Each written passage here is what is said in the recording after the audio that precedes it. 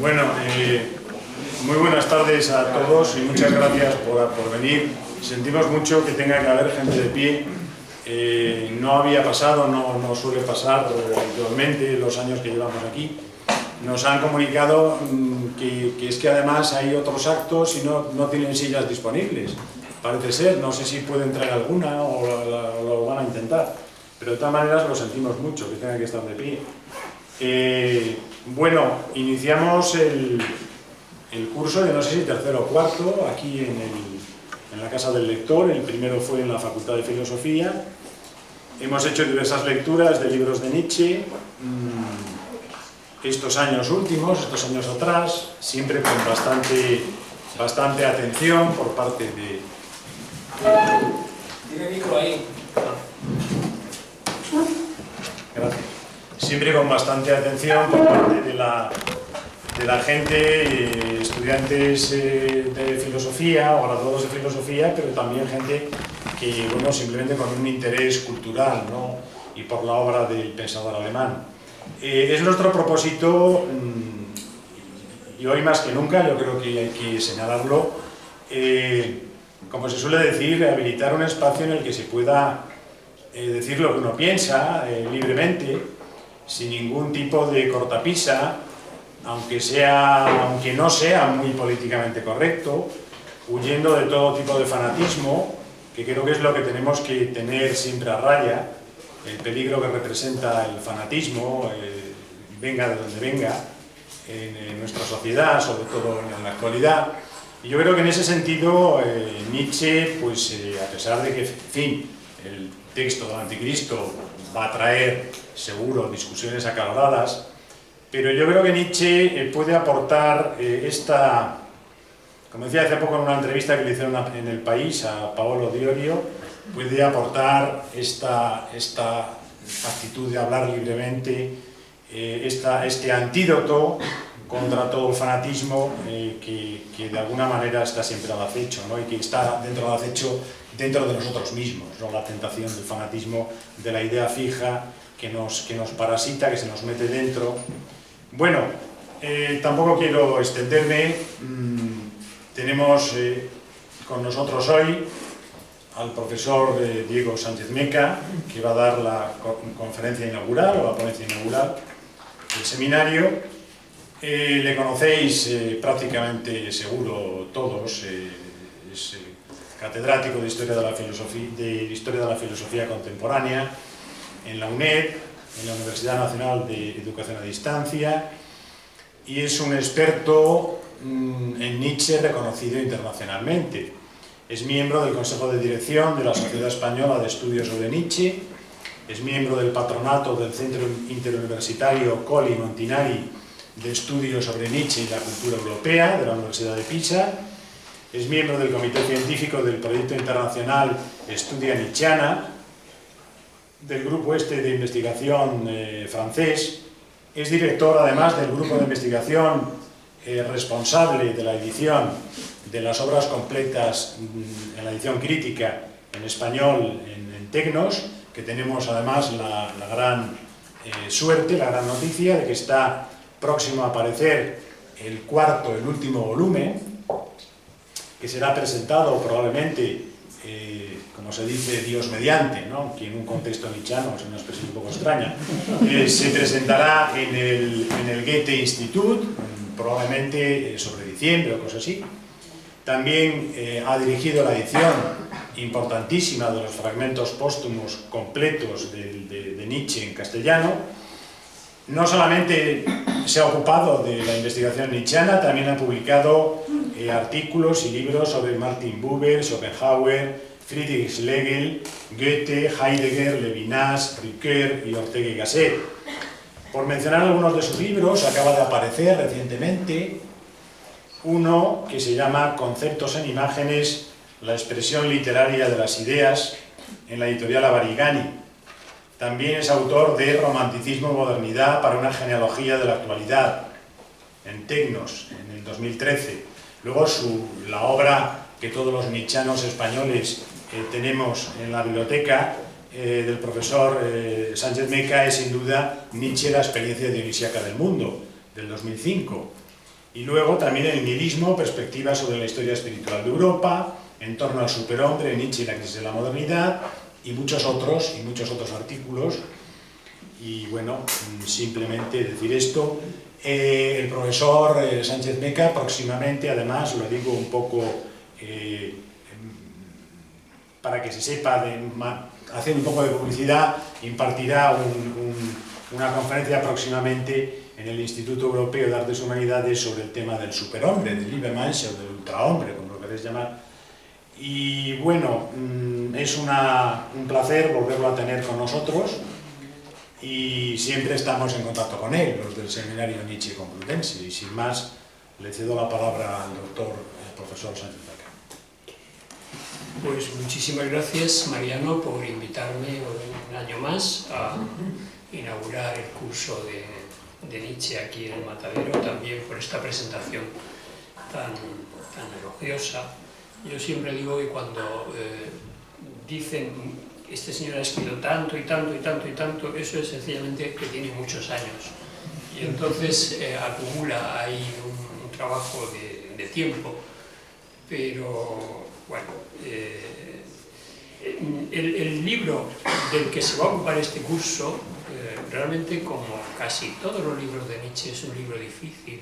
No es difícil porque haya dificultad en entender lo que dice, en entender el lenguaje. Es difícil por otros motivos. Y de hecho Nietzsche lo advierte casi siempre en el principio. Por ejemplo, el Zaratustra dice, es un libro para todos y para nadie. Dice, este es un libro para los menos, no es por tanto un libro al que uno se pueda aproximar pues, desprevenidamente, como se puede aproximar a cualquier otro. Es un libro que requiere leer entre líneas y averiguar cuál es su significado, cuál es el significado que engloba el mensaje de lo que el libro en su conjunto dice. Precisamente por eso, y porque eso podría facilitar la comprensión de lo que verdaderamente contiene, cuando no se comprende y se deja uno llevar, por ejemplo en este caso, por el estilo de Nietzsche, Nietzsche termina este libro 4 meses antes de que se le produzca el colapso mental en Turín, que le dejará ya enajenado durante 10 años y al final de los cuales morirá.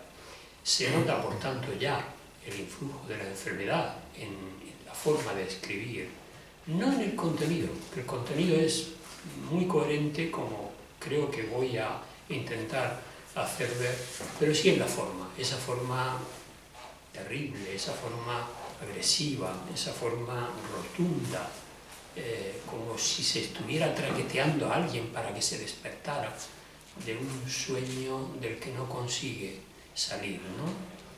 Eso hay que estar prevenido para entenderlo en su justo medio. ¿Qué sentido tiene ese estilo tan extremo, tan dramático? Que no solo, repito, es el influjo de un estado psicológico y físico de enfermedad, que era ya el que Nietzsche tenía en estos meses, sino también un estado que tenía que ver con la propia temática de lo que el libro dice, como ahora vamos a ver.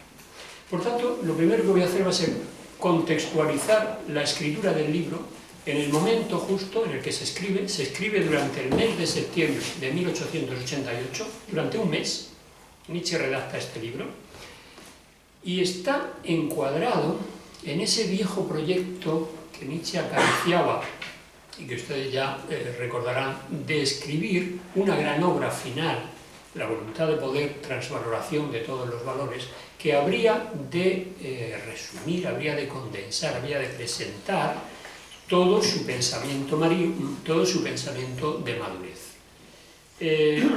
Como ya se daba cuenta de que eso no iba a ser posible, precisamente por el agravamiento de su enfermedad, entonces ese proyecto de ese gran libro lo desecha, lo desecha y se plantea escribir uno menos ambicioso que se titularía Transvaloración de todos los valores, es decir, el subtítulo del anterior sería el nuevo proyecto, y ese nuevo proyecto tendría 4 capítulos, de los cuales el Anticristo sería el primero de ellos. Entonces el Anticristo, repito, es redactado durante septiembre de 1888 y es terminado justo el día 30 de ese mes. Bien, pues cuando termina la redacción del Anticristo, volvió otra vez a darse cuenta Nietzsche de que ni siquiera los otros 3 capítulos que quedaban iba a poder redactarlos. O sea, ya no se sentía con fuerzas. Y entonces decidió que la transvaloración de todos los valores se reducía al Anticristo. De manera que el Anticristo fue lo único que él fue capaz de escribir de esos 2 proyectos que se había planteado y que finalmente no hubo forma de completar y que se quedaron por tanto reducidos a este libro que era el primer capítulo del último proyecto de Nietzsche. Resumiendo por tanto las vicisitudes de este texto, que yo creo que arrojan luz sobre su significado, yo creo que esta contextualización nos permite concluir una cosa de momento. Y es que el hilo conductor, el pensamiento central del Anticristo, como también lo era de los otros capítulos que hubiera redactado, era la transvaloración de todos los valores. Ese era el contenido esencial de lo que él se proponía desarrollar en esos proyectos. Podemos traer a colación también algún pasaje en los que Nietzsche establece la conexión exacta entre este concepto de transvaloración y el título del Anticristo. ¿Por qué la transvaloración de los valores empieza con un libro, con un capítulo que se llama El Anticristo? El texto más emblemático para aclarar esa conexión es un párrafo del último epígrafe del Ecce Homo, que se llama ¿Por qué soy un destino? Este epígrafe o este párrafo de este epígrafe dice: ¿se me ha comprendido? No he dicho ni una palabra que no hubiese pronunciado ya hace 5 años por boca de Zaratustra. El desenmascaramiento de la moral cristiana es un acontecimiento que no tiene parangón, una auténtica catástrofe. Todo lo que hasta ahora se denominó verdad se descubre ahora como la forma más dañina, más insidiosa, más subterránea de la mentira. El sagrado pretexto de mejorar a la humanidad es reconocido ahora como la argucia para chupar la sangre a la vida misma, para volverla anémica. La moral cristiana, pues, como vampirismo. Bueno, ya ven que el texto es extremo en ese tono psicológico y afectivo que tiene el Anticristo y que tiene también el Ecce Homo en algunos de sus párrafos. En cualquier caso, este texto, que continúa luego en el mismo tono, acaba con la famosa expresión que es en la que quiero fijar mi atención. Dice otra vez Nietzsche: ¿se me ha comprendido? Dioniso contra el crucificado. Esa es la frase en la que Nietzsche personifica en estas 2 figuras divinas la esencia de la transvaloración a la que se está refiriendo. Dioniso contra el crucificado.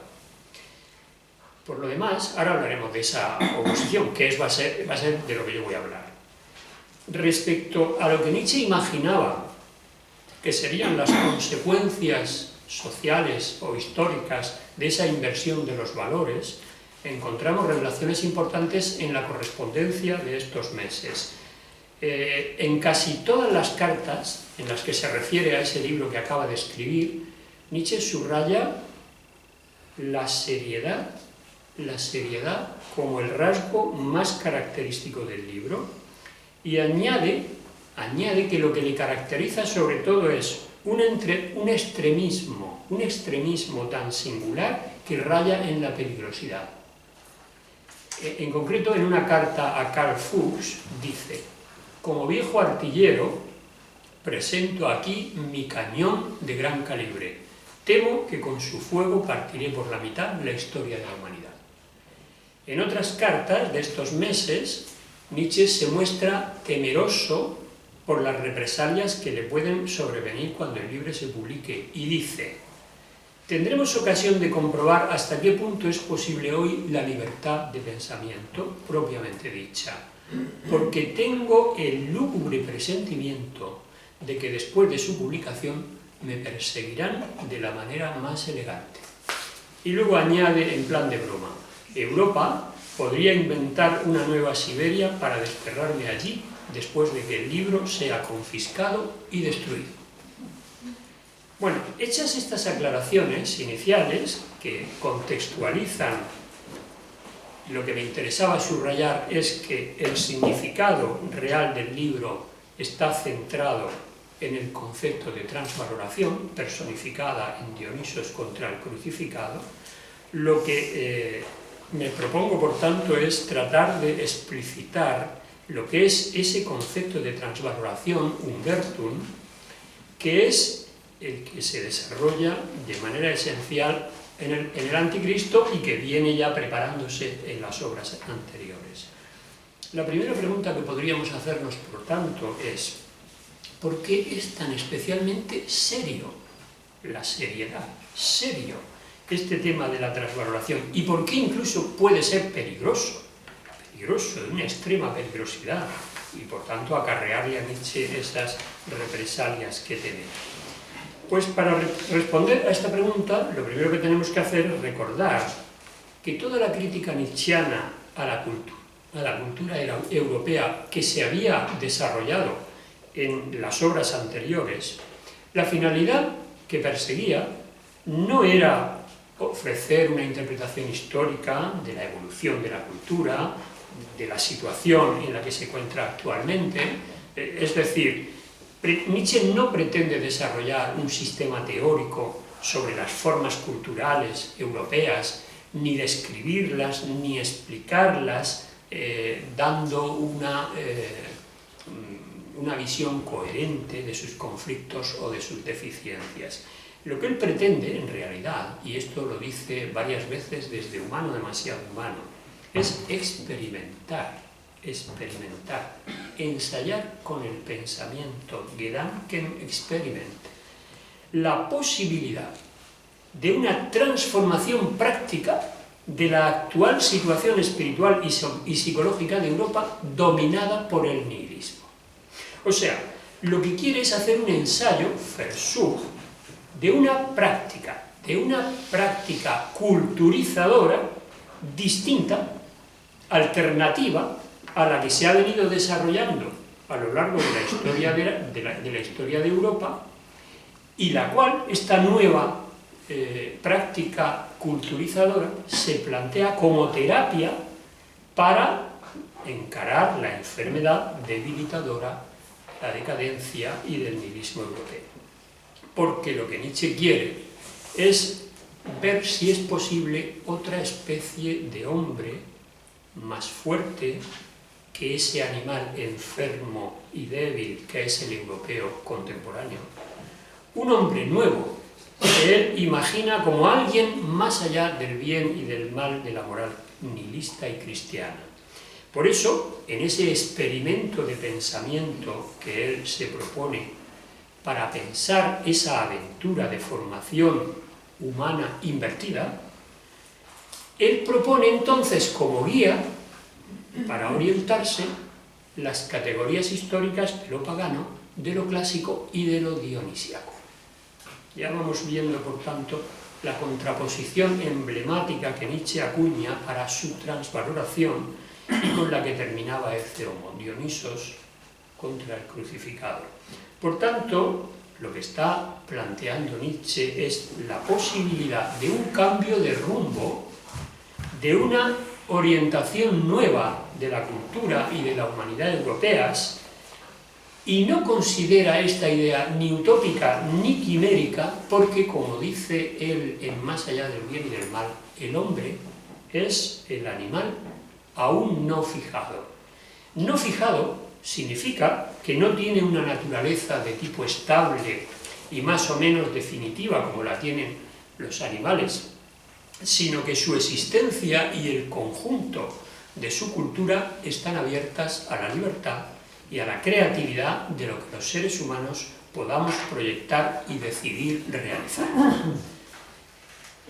No obstante, la originalidad más propia de Nietzsche radica en que, según su planteamiento, con lo que hay que trabajar en esta empresa de cambio de rumbo de la cultura es con lo que él considera que es el instrumento básico con el que se culturiza a la gente, con el que se transforma a los individuos y a la sociedad, y que no es otro que un sistema de valores, o sea, una moral y una religión que fundamenta esa moral. La moral, escribe, es hoy, en Europa, moral de animal de rebaño. Por lo tanto, no es más que una especie de moral humana, al lado de la cual, delante de la cual, detrás de la cual son o deberían ser posibles otras muchas morales, sobre todo morales superiores. Por lo tanto, en un cambio de moral, en una transvaloración de los actuales valores, es en lo que consiste sustancialmente el contenido de la acción terapéutica con la que Nietzsche propone afrontar el nihilismo de la situación actual, y de eso es de lo que tratan prácticamente todas las obras de Nietzsche a partir de Zaratustra. Las anteriores lo van preparando, pero el núcleo propiamente sistemático de ese objetivo está en esas obras.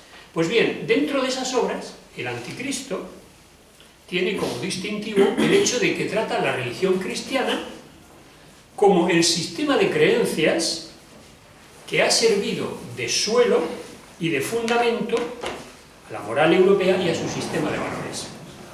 Ese análisis que hace en el Anticristo debe considerarse por eso el primer paso de la transvaloración, naturalmente, el primer paso de la transvaloración, de modo que con él se muestren los efectos y las consecuencias que la fe en el Dios cristiano ha supuesto para el desarrollo y para el estado actual de nuestra civilización occidental.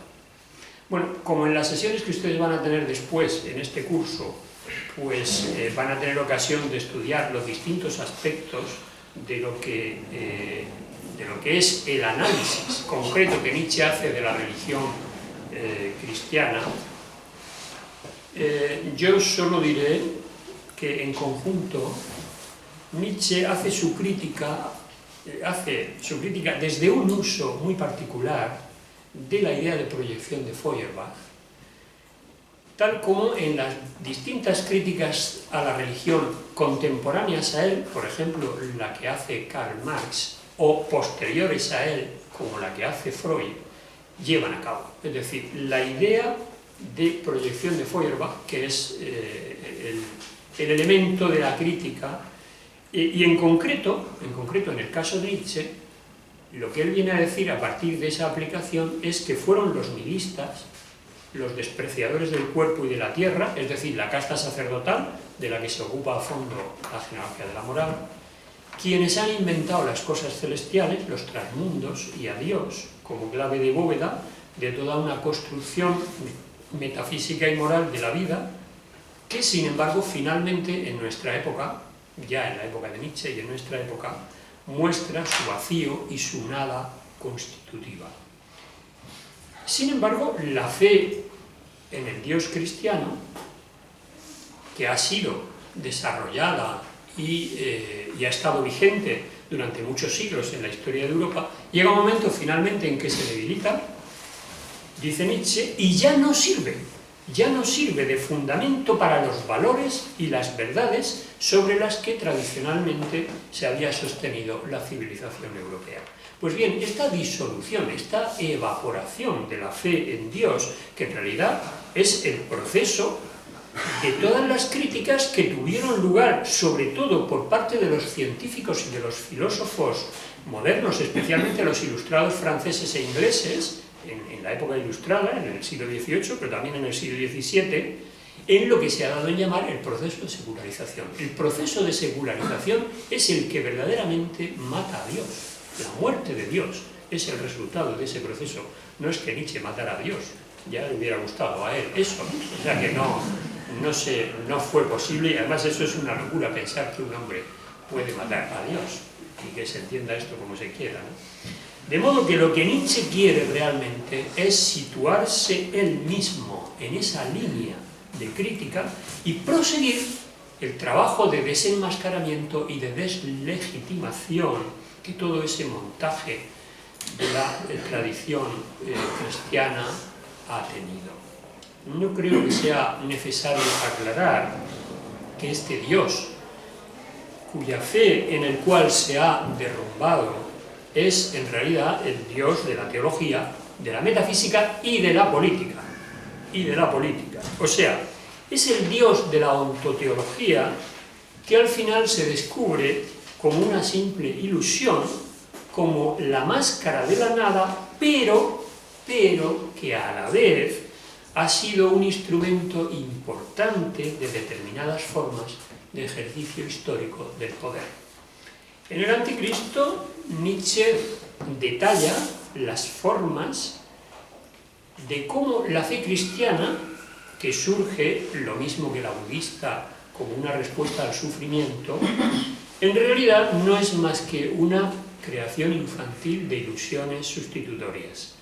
Por eso no habría sido tan grave si no hubiese sido parte de la estrategia de unos pocos que astutamente lograron dominar a grandes masas utilizando a Dios como principal instrumento para debilitar y para domesticar al ser humano. La estrategia consistía en arrebatar, mediante el concepto de pecado y de culpa, el amor a la vida, la autoafirmación, la adhesión a este mundo y a la felicidad de esta tierra.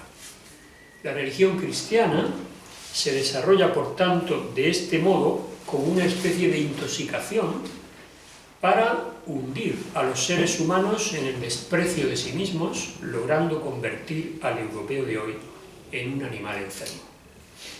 En resumen, la religión cristiana habría funcionado promoviendo unos valores y unas actitudes que han favorecido la rebañización de las masas, la desaparición sistemática de las individualidades fuertes, independientes, creativas, convirtiendo por tanto nuestro mundo en el reino del nihilismo y de la mediocridad.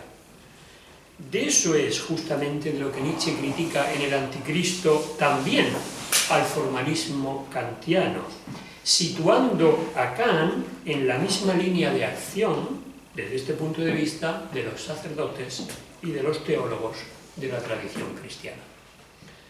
Por todo ello, Nietzsche plantea su crítica a la religión cristiana como el primer paso de la transvaloración de los valores morales.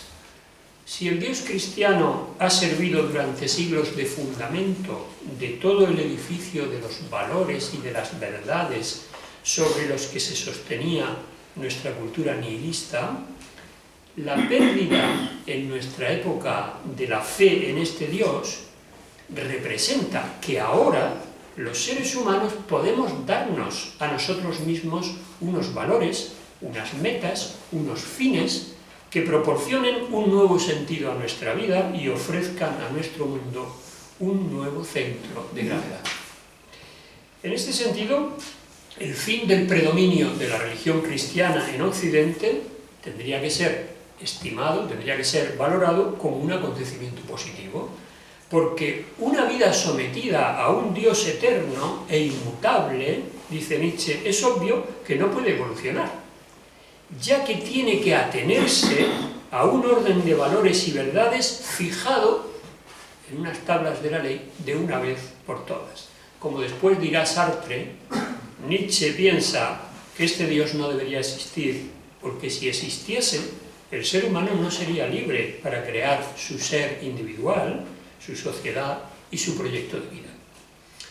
Ahora, sin embargo, es posible una nueva creación de valores basada no en la promoción de la debilidad y el rechazo a esta vida, sino en su aceptación y en su afirmación, a ejemplo del paganismo antiguo que sirvió de fuente a una cultura creativa sana, como fue la de los antiguos griegos.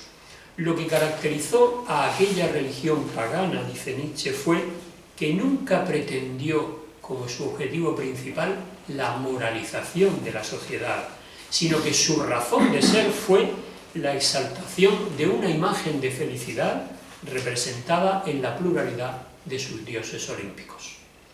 Es decir, la religión griega no consistió en la sacralización de ningún código moral que proclamara las tablas de un bien y de un mal trascendentes. La griega era una religión más allá del bien y del mal, y se mostraba, básicamente, como expresión sublimada, por un lado, de impulsos eróticos que tienden al amor universal, el eros, y por otro, de una crueldad que se liberaba mediante los sacrificios y los rituales litúrgicos, el thanatos.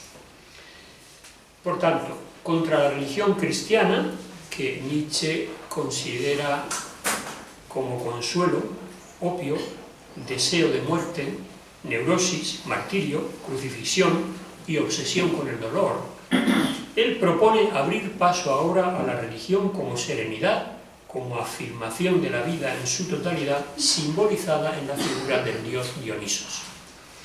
Ya no se identifica, por tanto, la religión con una iglesia, como institución de poder que conduce a las almas como un rebaño, sino que se entiende como libre espiritualidad, como vida interior que siente la vinculación del hombre con la tierra y le impulsa a identificarse con la totalidad de lo que existe, afirmándola y comprendiéndose parte de ella.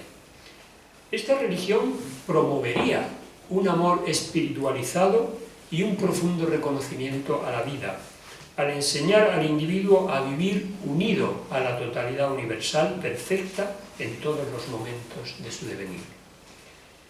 Plantearse, por tanto, la hipótesis de favorecer la formación y la difusión de un hombre distinto al cristiano nihilista y, por tanto, con valores distintos y superiores a los del europeo moderno, no es ninguna utopía ingenua y descabellada. Que un tipo humano afirmativo y positivo como este que él describe es posible, lo atestiguan culturas en las que este tipo ha sido predominante, como fue la griega, pero también la existencia de casos aislados y excepcionales que han ido surgiendo esporádicamente en los lugares y en los tiempos más diversos del planeta, como fruto de la suerte o de factores afortunados. Dice Nietzsche en el parágrafo 4 del Anticristo: no hay una humanidad como totalidad unitaria, no hay una evolución de la humanidad como un proceso continuo que progrese unitariamente. Lo que hay es evolución de cada cultura, evolución que se ve interrumpida frecuentemente por rupturas, por discontinuidades, retrocesos, en un devenir que no persigue teleológicamente ningún fin predeterminado ni obedece a ninguna finalidad de carácter metafísico. Por lo tanto, si se pueden identificar, si se pueden encontrar en los lugares y en los tiempos más diversos individuos que en el marco de sus respectivas culturas constituyen un tipo de hombre superior al europeo nihilista y que han surgido como fruto de un golpe de suerte, el experimento nietzscheano consistiría entonces en tratar de conseguir lo que ha sido cosa del azar en esos casos aislados como objetivo de una empresa de educación, de selección. Digo de educación y lo subrayo porque en ningún momento Nietzsche piensa que este nuevo hombre podría implantarse en las sociedades actuales de Occidente como resultado de una revolución política. En esto es en lo que se diferencia de muchos otros que plantearon también la superación del nihilismo europeo de otra manera. Nietzsche no es ningún revolucionario. Él piensa que cualquier cambio en el que se quiera pensar tiene que ser pensado como una metamorfosis progresiva de la situación en la que nos encontramos conociendo a fondo cuáles son las condiciones que determinan en esta situación lo que se pretende cambiar. Nietzsche no es ningún revolucionario porque está convencido que la pura transformación de las condiciones externas no es suficiente. No es suficiente, como lo demuestran las revoluciones políticas que se han producido, en la mayoría de las cuales inmediatamente después se vuelve a reproducir el modelo de lo que había. Porque las revoluciones políticas que afectan solo a lo externo y no transforman la interioridad de los individuos, dejan su sistema de actitudes y su sistema de valores idéntico, y entonces eso vuelve a generar un estado de cosas igual que el que había, más o menos. Por eso, él piensa en otra cosa. Piensa en una élite de individuos con nuevos valores, con instintos saneados, que fortaleciendo en todo lo posible una voluntad de poder afirmativa, como proceso de autosuperación, fueran quienes impulsaran ese proceso. Es decir, él piensa en una aristocracia no social ni política, sino espiritual, en una aristocracia espiritual, que durante mucho tiempo tendría, desde luego, que coexistir con las masas de individuos nihilistas que avanzan a su propia extinción. Y para ese objetivo, el Anticristo ofrece una reflexión fundamental, porque Nietzsche expone ahí con detalle, y eso hay que saber leerlo así, expone con detalle en ese libro cómo ha funcionado, por ejemplo, la figura de Jesús y la de los santos, como modelos que emulan y que mueven a las gentes más diversas a su imitación. Naturalmente, estos no tienen los valores afirmativos que Nietzsche está planteando. No se está refiriendo al contenido de los valores, se está refiriendo a la forma. Una élite de individuos que se presenta con valores nuevos y entonces mueven a las gentes más diversas a su imitación. Nietzsche subraya la fuerza de su eficacia por lo que significan frente a los otros. El poder extraordinario a veces con el que estas figuras de los santos y de los profetas son capaces de apoderarse de la imaginación de épocas y de pueblos enteros y erigir su ejemplo y su vida como un paradigma a imitar. Por eso, desde esta perspectiva, Nietzsche se refiere a los individuos de esta élite que habría de promocionar el experimento de transformación. Se refiere a ellos con muchas expresiones, todas ellas reveladoras. Los llama, por ejemplo, el hombre redentor, el hombre del gran amor y del gran desprecio, el nuevo filósofo, el espíritu creador, el hombre del futuro, el libertador, el hombre de la gran decisión, pero también, en la medida en que su eficacia específica consistiría en liberar a Europa del nihilismo, los llama el vencedor de Dios y de la nada, y sobre todo el anticristo. El anticristo.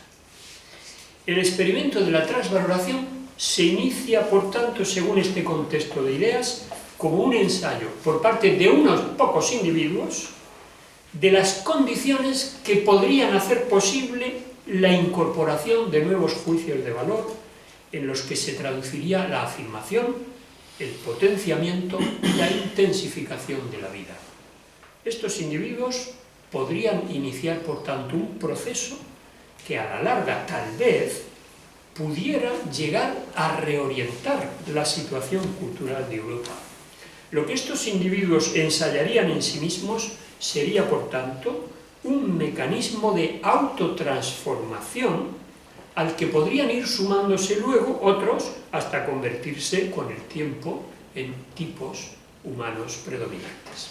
O dicho esto en otras palabras, esa élite de individuos que debe servir de ejemplo de tipo humano superior y más saludable para los demás, son los que son capaces de autoimponerse una disciplina de una manera prolongada que termine transmutando en ellos los valores nihilistas por una voluntad de poder afirmativa, dejándose orientar y siguiendo en esa tarea el ejemplo de los griegos.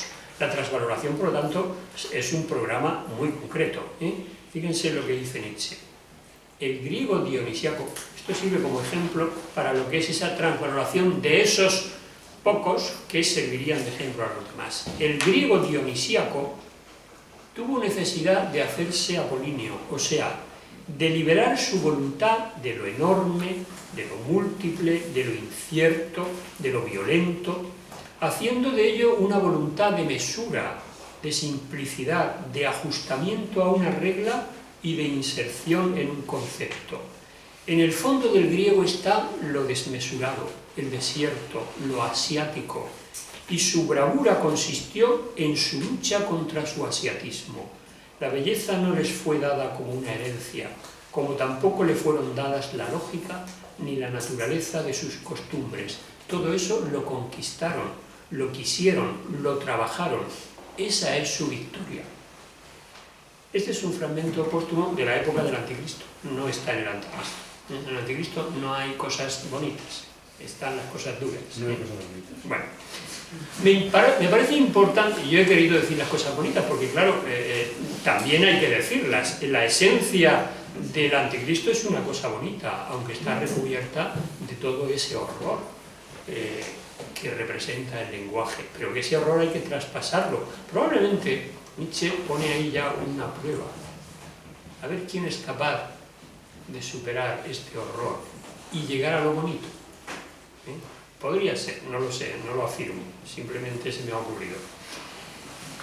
Me parece importante, creo, señalar hasta qué punto, también para entender sobre todo esta bipolaridad que estamos analizando, el crucificado contra Dionisos, Dionisos contra el crucificado.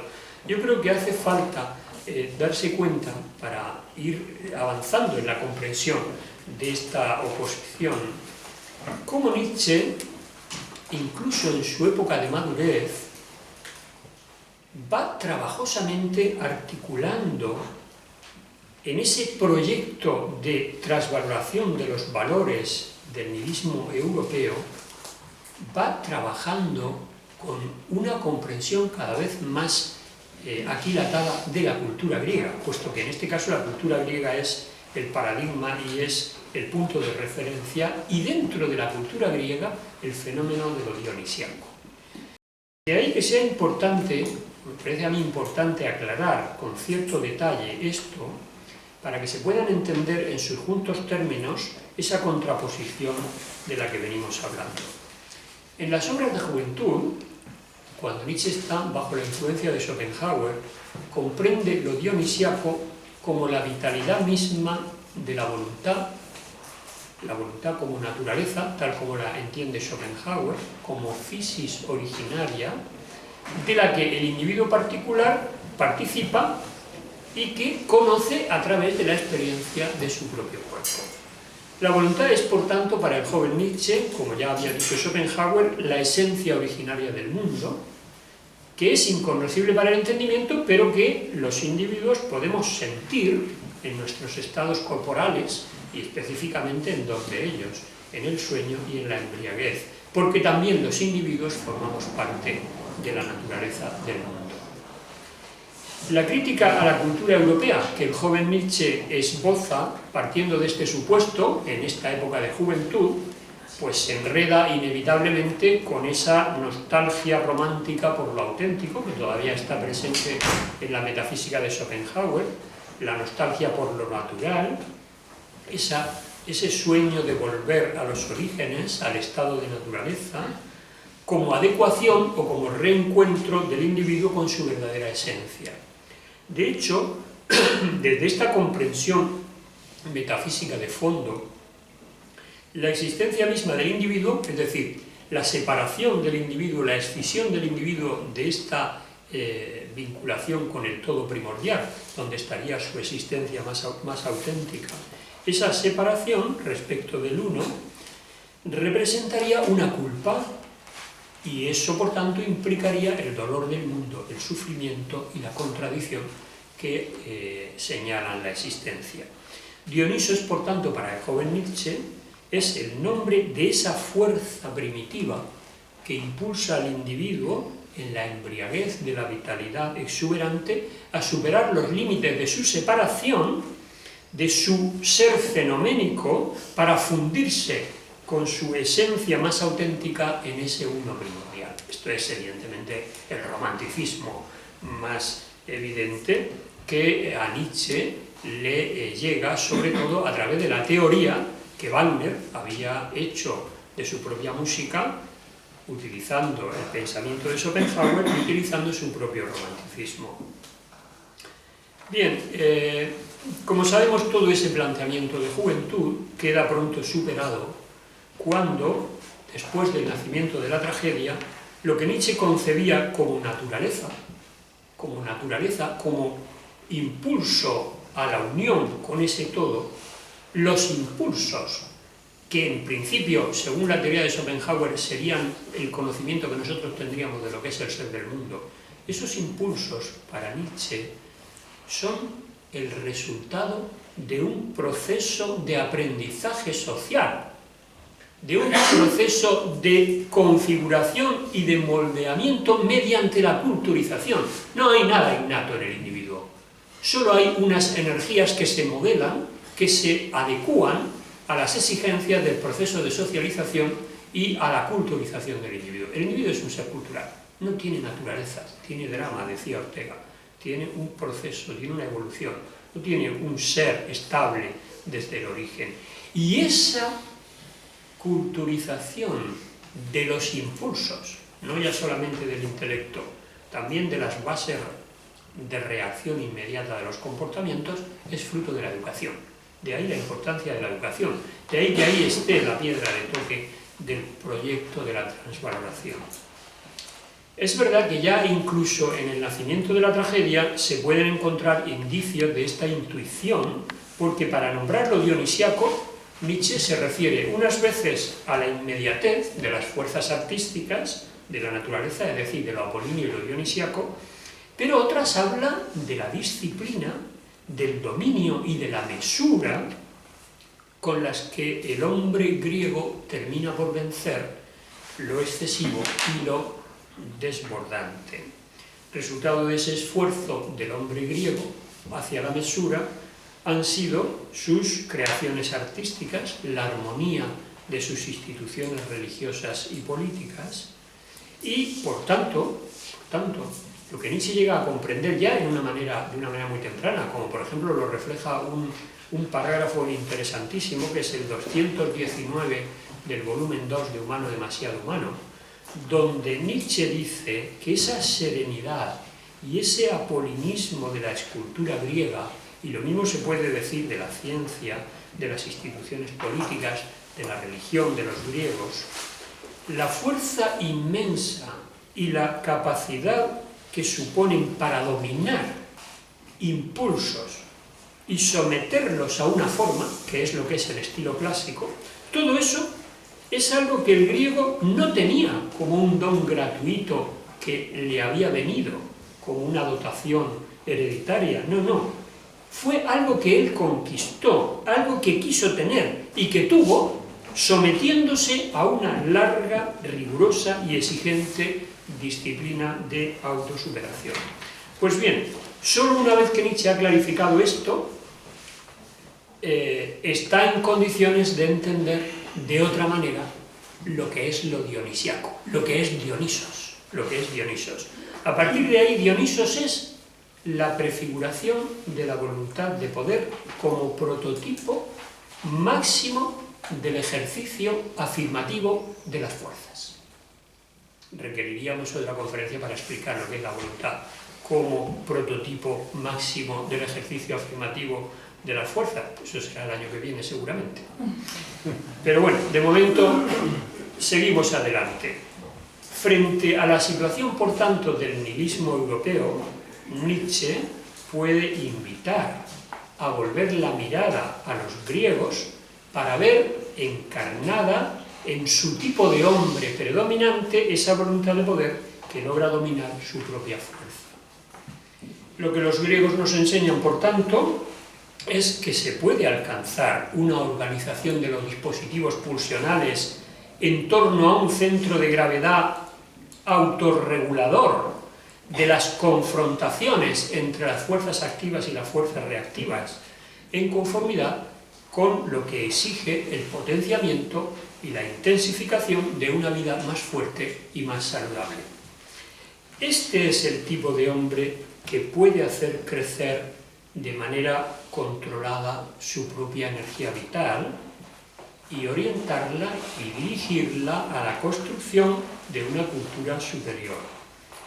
Frente a él, el hombre nihilista, el enfermo, el decadente, es el que solo es capaz de actuar bajo fuerzas puramente reactivas y como no tiene ninguna capacidad organizativa, ni activa, ni autorreguladora de su propia energía, pues entonces vive a merced de las presiones y de las fuerzas de la colectividad y sobre todo de aquellos que dirigen la colectividad y que a través de esas direcciones manipulan a los individuos.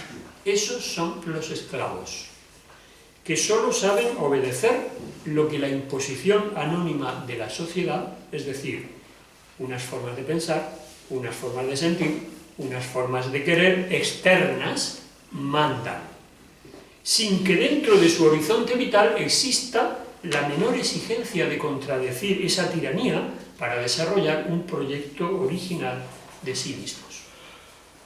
El ejemplo de los griegos enseñaría entonces de manera decisiva a los individuos contemporáneos que estén dispuestos a hacer el experimento de la transvaloración el modo no nihilista de ejercer la fuerza de la voluntad de poder afirmativa.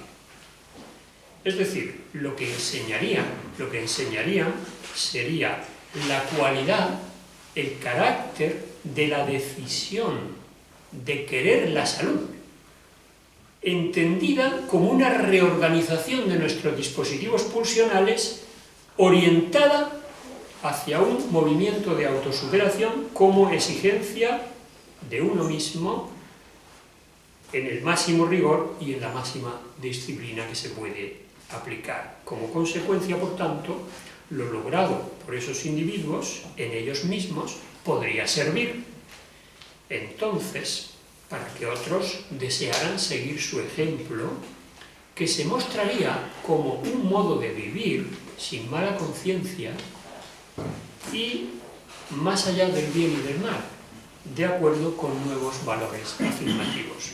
Escribe Nietzsche: nuestra nueva exigencia es devolver a los hombres el buen ánimo necesario para realizar las acciones difamadas como egoístas y restaurar así el valor de las mismas, arrebatándoles la mala conciencia. Y puesto que ahora esas acciones han sido las más frecuentes y lo seguirán siendo en el futuro, les quitamos a esas acciones su malvada apariencia. Ese sería un resultado muy elevado. Y luego dice, para terminar este aforismo, cuando el hombre ya no se considere malvado, dejará de serlo. Este es otro fragmento póstumo de esta misma época. Bueno, como he dicho al principio, todo esto no es más que el ensayo, Versuch, de un experimento, de una hipótesis, de una conjetura, cuya eficacia transformadora parte, sin embargo, de una actitud realista porque tiene conciencia de los límites a la vista de la situación de partida, a la vista de cómo está el personal actualmente y del estado actual de la sociedad. Tiene solamente esto, por tanto, un carácter de posibilidad. De manera que en cualquiera de los frentes en los que había que combatir, se podría apreciar la magnitud de las dificultades. Por ejemplo, con esto ya termino, voy a señalar solo un ámbito en el que la transvaloración de manera concreta se podría o se debería aplicar para darnos cuenta de la dificultad que tiene y, sin embargo, de la necesidad que sería adecuada y deseable que se aplicara. Me refiero, en concreto, a un ámbito esencial de la cultura, en el que la terapia de la transvaloración se debería de aplicar con especial insistencia. Es el lenguaje. habría que liberar el lenguaje del uso predominantemente o casi exclusivamente reactivo que tiene entre nosotros, generalizador, nivelador, enajenante. Es decir, habría que devolverle su condición de expresión de una voluntad de poder artística y por tanto afirmativa, o para decirlo de una manera más directa, habría que someter las palabras gastadas, debilitadas, rutinizadas del rebaño a un reforzamiento, a una revitalización mediante su condensación o poetización, dictum. Dictum en alemán es la forma sustantivada del verbo dichten, que significa condensar o espesar. Habría que condensar las palabras. Flotamos por encima de ellas sin ninguna densidad, sin ningún contenido, sin ningún espíritu dentro. Justamente el estilo literario de Nietzsche, sobre todo el estilo poético, parece obedecer a esa intención, y en cualquier caso por eso casi siempre se sitúa en una dimensión distinta a la de la mera escritura objetiva y científica estereotipada. De ahí que para que alcance una intensidad más elevada, para que el lenguaje sea ya la forma adecuada al mensaje de la transvaloración, Nietzsche recurre con frecuencia al lirismo, al ditirambo, a los himnos, a los cantos, a los poemas y a las máximas. El nuevo lenguaje tendría, por tanto, que destruir y al mismo tiempo afirmar, es decir, habría de tener a la vez la dureza del martillo, que destruye los viejos ídolos fetichizados, y la dulzura de la embriaguez de los cantos de Zaratustra. Debe, por tanto, actuar a la contra. Ese nuevo lenguaje debería actuar a la contra de las tendencias fetichizadoras, gregarizadoras de los lenguajes de la comunicación cotidiana, invertir las tendencias nihilistas y reactivas para recuperar su condición de creación artística, en cuyo fondo alienta la huella olvidada de una determinada experiencia de lo sensible. Aquí viene, sin embargo, la conciencia de la limitación. ¿Hasta qué punto podría este nuevo lenguaje superar la esencia gregarizadora propia de nuestro actual lenguaje, universalizado en la era de los medios de la comunicación?